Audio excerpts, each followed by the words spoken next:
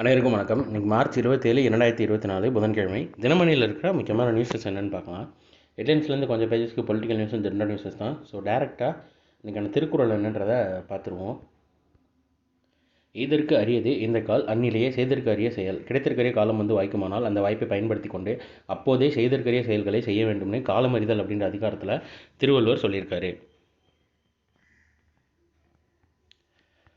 அடுத்ததாக தமிழகம் கர்நாடகத்தில் மார்பக புற்றுநோய் பாதிப்பு அதிகம். ஐசிஎம்ஆர் தெரிவிச்சிருக்காங்க.